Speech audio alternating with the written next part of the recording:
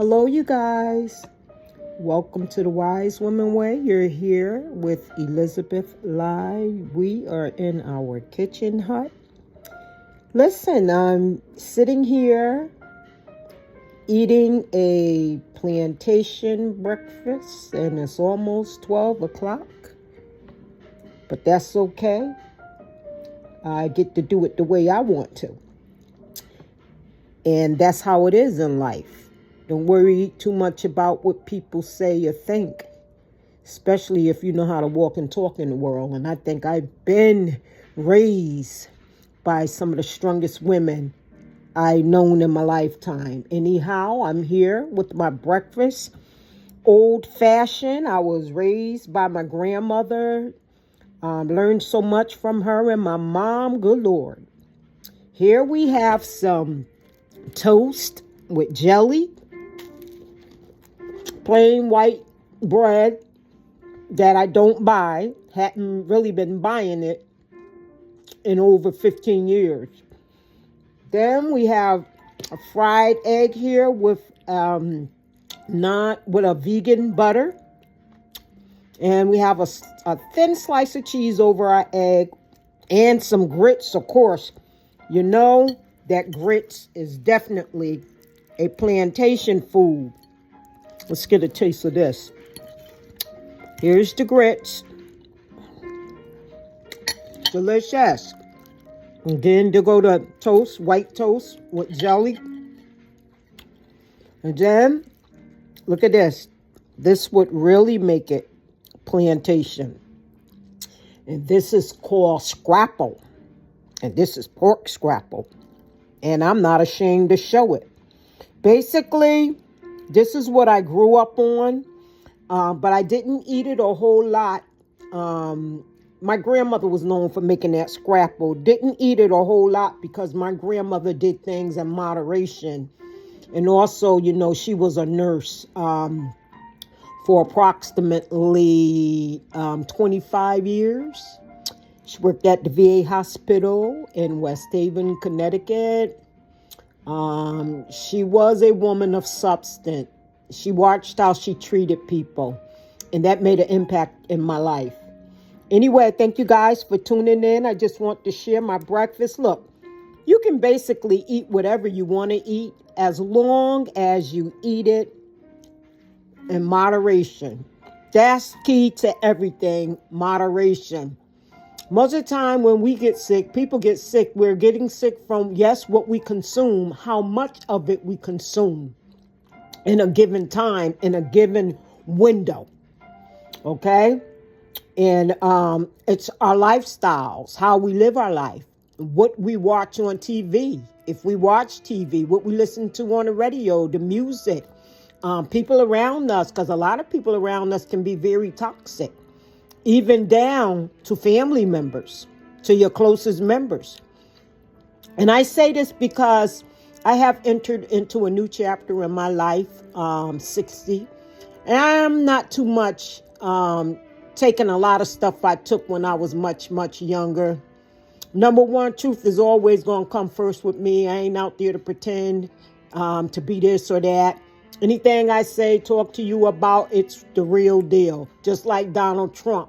The one thing you can say about the man, what he say is what you're going to see. That's me. Anyhow, I'm just reflecting on yesterday. Yet went to another funeral, about the 6th, 7th funeral this year. And I'm telling you, it's been some close relatives. And I'm just reflecting once again. That's how I've been reflecting at the end of the year. I had to shut down. Didn't want to really too much talk a lot to people and stuff because there's a lot going on right now, such as this time in the world. And we're living in a very important time right now. There's a whole lot going on. Most people can't see because it's being done and going on a spiritual plane.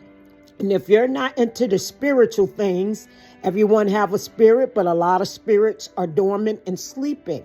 It depends on what you invest your time in, what you do. You got those mean spirits, evil spirits. It ain't happening. You have to be an open person, a welcoming person, approachable person. Everybody not. People think that they're approachable when they're not. I seen a lot of it yesterday at the funeral in the church. I have some subjects coming up about the African American Black church. I seen some things that really I have to speak out about. Me coming up in church as a little child, growing up in church, into my adulthood. And when I got married, that's what we did, attend church. But I want to tell you some things that need to be spared today. As a matter of fact, I just want to say the house was full yesterday, once again, like the other funerals. But the thing that gets me is that it's a lot of church members who are supporting funerals, which is a good thing to have a family home or church home. Nothing wrong with the church. But I'm trying to tell you about how the church was set up. The Black church, that is, was set up as a cornerstone of wealth in the American economy. And I want to tell you the dumb down that was done to African American people and where we are today. Whether we calling ourselves foundational Black Americans or just African Americans from Jesse Jackson's term, or whatever you call yourself, it don't even matter. For the most part, Africa is born in us. And if you don't know that today, then you just go ahead and stay in the dark. I'm just going to tell it like it is right now. And no, I do not know everything, and I don't pretend and proclaim, but let me tell you this much. I know what I know. And let me just say this here for the record. Most of the time when people is living off a spiritual plane, it appears that they look poor in spirit. It appears that they look poor financially. And that may be so because you can't serve two gods. And I'll say it again, you can't serve two gods. You love one and hate the other. Choose ye this day who you must serve. Now, I just want to say this.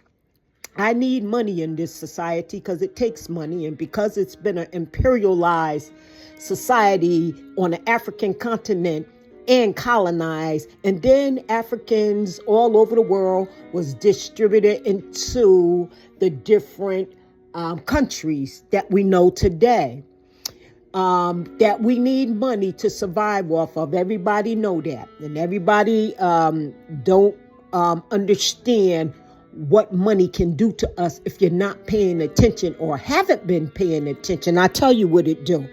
I even saw it at funerals this year. I've been seeing it all my life, but the decoding of it came, and I'm going to speak out on it today. There's a time and place for everything. There's a time to speak, and there's a time to be quiet. Well, guess what? Today, I'm speaking. Money can dehumanize a person.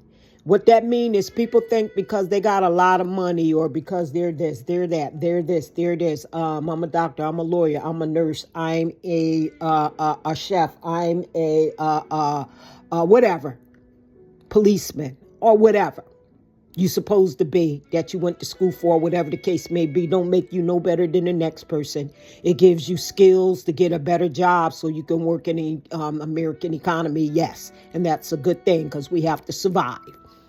On the other hand, the more money you get, the more money you get, the more money you get, you become a slave to that money, or you can become a slave to that money. It dehumanizes you. You think you're better than everybody else or no more than everybody else because you make money or because you've been working your whole life for somebody else. But definitely you never found time to take your money and invest it in yourself to own your own. Oh, come on. Anyway, we living in a world such as today where there's a lot of entrepreneurs out here today, more than there ever have been. And I love it because it closes the wage gap. And let me eat my food. And then another thing, too, is that, wow, I need to turn that down. I'll come back with a part 2 if I need to because we have commercials right now. But my topic is going to continue. Part 2 will continue on how money can dehumanize us. You got to hear this. It's a discussion that need to be spoken about. And I'm going to leave that to part 2. And this is all coming from ISpace Enrichment Academy, where we have all of our curriculums and education that flows, even if it's just the household who gets it. Still, it's a curriculum that that should resonate with anyone or to be reckoned with. Ashe.